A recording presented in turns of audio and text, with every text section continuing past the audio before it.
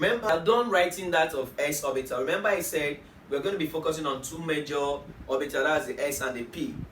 Alright? Now, we're done with the s. Now let's move down to the p. After we've done the p, we are now going to combine all of them, the 1s, the 2s, and the 2p, to see molecules that will contain such orbitals. They are there, alright? So we say p orbitals can form both the sigma and the pi. But please don't forget that s orbital only forms the sigma. They can form both the sigma and the pi bond. We're still going to explain this later.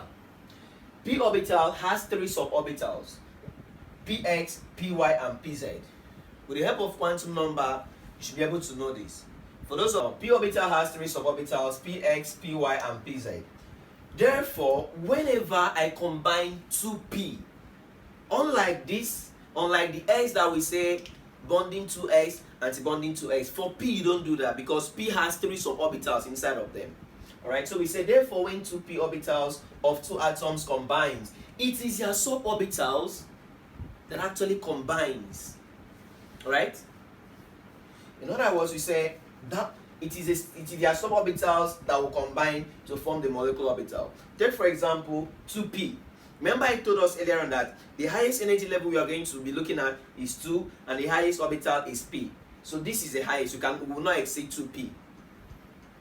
P here, you have the px, the py, and the pz.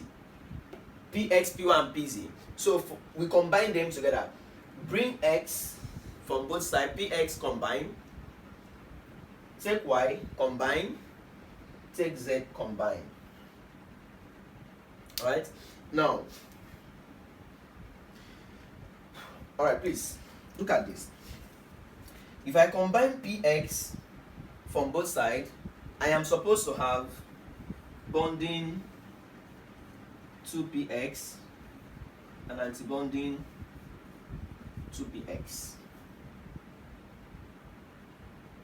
If I combine py, I'm meant to have pi 2py, pi antibonding pi 2py. And then you may want to ask, why am I using sigma for this? Why am I using pi for this? Please note this. For p orbital, we have three suborbitals. One out of these three will combine via the sigma, while the remaining two will combine via the pi. Alright? So please, this is actually how it is being done. So we have for px, we have bonding to px, antibonding to px.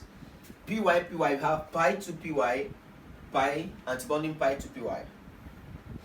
Pz, pi to pz, antibonding pi to pz. Now when we want to combine these together, please, if you notice where this antibonding is coming at the very extreme, because this is the highest energy. This is higher in energy than everything here. So you're going to put it at the extreme, right? So in this case now, once you write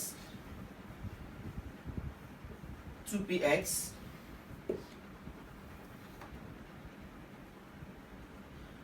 this is a pattern. This p don't really follow the pattern of the s, where you say 2p, 2py, antibonding 2p. No. If you notice, we first of all wrote down the bonding without the asterisk before we started up with the antibonding. Whereas unlike the s, once you write the bonding, you write the antibonding. But in this case now, we make sure we first of all write the bonding for all of them before writing the antibonding. Now, by right, after writing the bonding sigma pi to px, pi to py, and pi to pz, I'm supposed to have started with the sigma antibonding to px, but no, this comes at the last because this in terms of energy is the highest. Please note, this order